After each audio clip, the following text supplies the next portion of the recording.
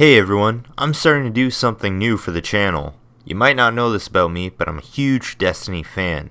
When I'm not at work or working on content for this channel, chances are that I'm spending majority of my time playing Destiny 2. Since I love playing the game so much, I've decided to start making videos based on it. With the game going free to play in September, with new light, I think now more than ever is a great time to pick it up. You can actually get the base game, Curse of Osiris, Warmind, Forsaken, Season of the Forge, Season of the Drifter, and Season of Opulence for only $52. Considering the full price was $129, that's one hell of a deal.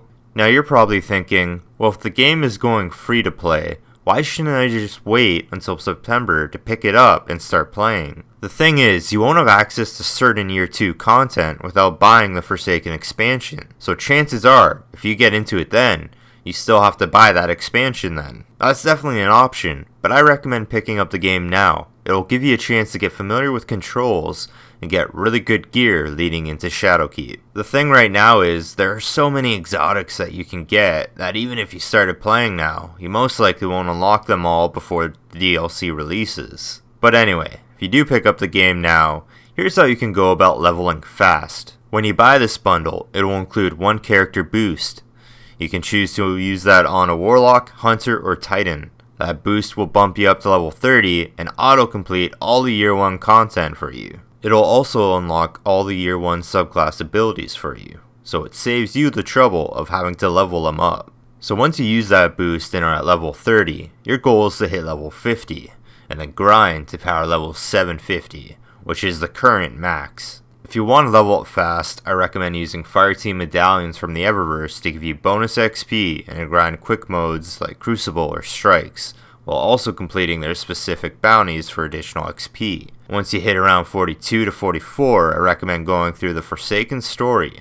By the time you finish, you'll hit 50 for sure and have access to a lot more endgame content. Once you finish the story and are at 50, here's what to do next. With this season, they actually released a mini quest to unlock the new 6-player activity called the Menagerie. Once you complete the quest, you'll have gear that bumps you up to 690 power level, which will leave you with 60 power levels to grind.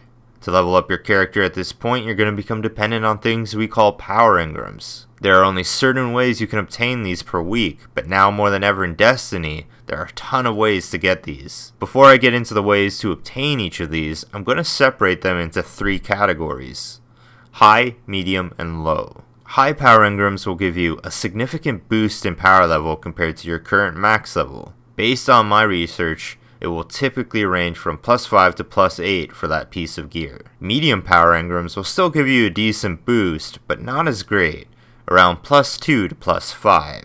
Low power engrams will obviously give you a small boost, +2 to +3. Now keep in mind, once you get to 740, all of those will drop in the amount of power level they give you. Now obviously, the thing that sucks is you have a chance to get the same amount of power increase from a medium as low.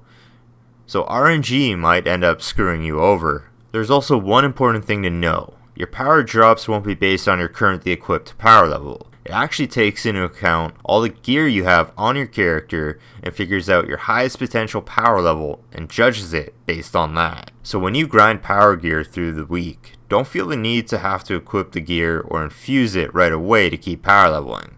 It still takes that gear into consideration even if you're not using it.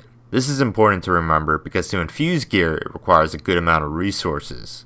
Until you hit max power level, I recommend only infusing one specific piece of gear from each armor and weapon type that you use. On top of that, I recommend only doing that infusing once you've completed all of power gear activities in a week. It would be pointless to infuse a gun with a 720 power level at the beginning of the week if by the end of the week you can infuse it with a 740. Doing this will help limit the amount of resources you're spending in a week and will also really help you determine which gear you truly find essential in activities. Alright, time to get back to the actual power gear activities. I'll focus on the high tier first, since I recommend completing these first. For the high tier power engram drops, you have the Menagerie. Once you fully upgraded the Chalice, this activity will reward you with up to 3 power engrams per week. The beauty of this activity is you can specifically decide what you get as power gear drops. So if you need a pair of boots at a higher level, you can control that. Out of all the high tier power drop activities, I recommend doing this one last so you can figure out which gear slot needs a bigger boost in case RNG screws you over. The next one we have is Prime Engrams. These you don't really have control over. They'll randomly drop during activities. Depending on how much you play in a day, on average you can get 1 to 3 in a day.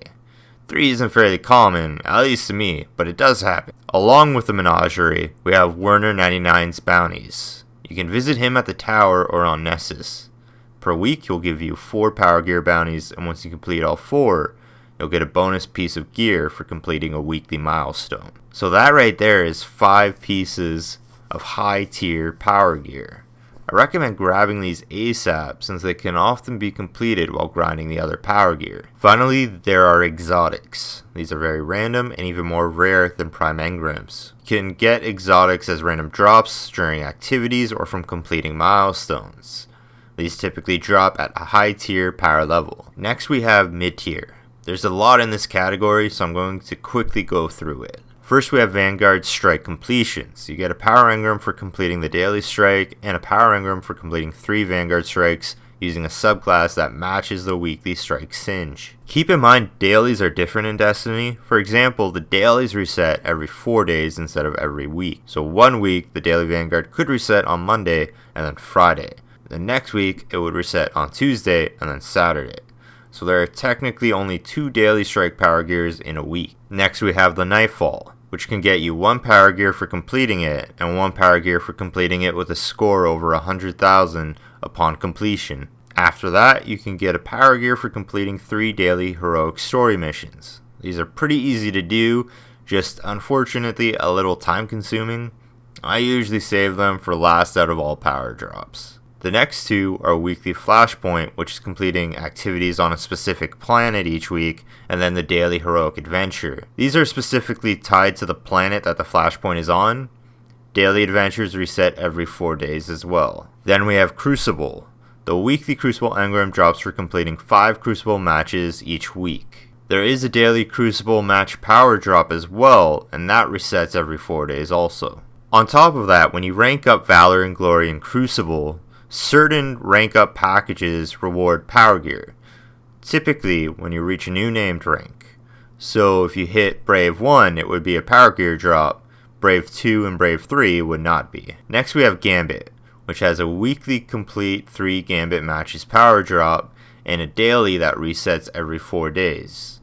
On top of that, the Drifter has a weekly bounty that rewards a power gear. Then for Gambit Prime, there is a weekly power drop for completing 4 Gambit Prime matches. There isn't a daily like regular Gambit, but the Drifter has a bounty for Gambit Prime that offers a power gear reward. Keep in mind these bounties reset once a week. If you don't finish one by Monday night, I recommend revisiting him. Get rid of the one you're holding and re-pick it up from him to get another 7 days to attempt the bounty again. Also, like Crucible, Gambit has a rank up system that can reward power gear. Next we have a mode that's tied to Gambit Prime called the Reckoning. When you complete a certain amount of activities in this mode, you'll complete a weekly milestone that rewards a power drop. Akora at the tower also has a weekly milestone for completing any 20 bounties. Vanguard, Dreaming City, Gambit, Gunsmith, Crucible, Black Armory, Planet bounties all count toward this. Then also at the tower we have the clan vendor Hawthorne. She offers multiple power gear rewards. One for getting 5,000 XP for your clan in 1 week. She also has raid challenge bounties that reward power gear, and on top of that, she also has low tier power drops in the form of 2 for completing a Nightfall and a raid with clan members, and then 2 for winning a Crucible and for winning a Gambit match with members of your clan. Then we have Ada, the Black Armory vendor. You can get 2 power frames in a week that can be turned into power gear drop weapons. When you complete both of those frames, you get a weekly milestone that rewards a Black Armory piece of armor that is power gear. When you complete Black Armory bounties, you can actually get a random Armory bounty that rewards power gear as well, but these are quite rare. When you run the Scourge of the Past raid, this also gets you mid-tier power drops. If you head over to the Dreaming City, Petra has weekly power gear bounties. 1 for completing the weekly story mission, 1 for completing the weekly Ascendant challenge, a milestone for completing 2 weekly Dreaming City bounties, and then a weekly Dreaming City bounty that requires 8 daily bounties to be completed that also rewards a power gear drop. Although some of these are actually low tier power drops, I just figured it was easier to keep these together. Finally, for mid tier, we have exotic and pinnacle quests. These can be attained from Drifter, Zavala, Lord Shaxx, and by finding random quests throughout the planets. Then we have low tier power drops. These include running the Last Wish raid and the Shattered Throne dungeon. Keep in mind the Shattered Throne dungeon can only be done on the 3rd week of a 3-week cycle. You'll know you can do it when the Dreaming City is overrun with Taken, and Petra is located in the top of the map at Ray Sylvia. Apologies for butchering that. Spider at the Tangled Shore also offers a special wanted bounty for 5 ghost fragments. This will get you a low tier power drop. Each week, if you completed the previous one, Xur offers a bounty of the 9. Once you complete that, it will give you a low tier power drop as well. It's also worth noting, if you're new to the game, visit Xur every week to see what exotics he has for sale. It'll help you build up your collection, even if he doesn't sell them as power gear. Also, finally, I forgot to mention, there is another tier of power drop. It's the highest tier. They typically drop from +8 to +12, and can only be obtained from running the latest raid, Crown of Sorrows. Well, I hope you found this guide useful. You can expect more Destiny related videos from me in the future, releasing every Tuesday. Thanks for watching.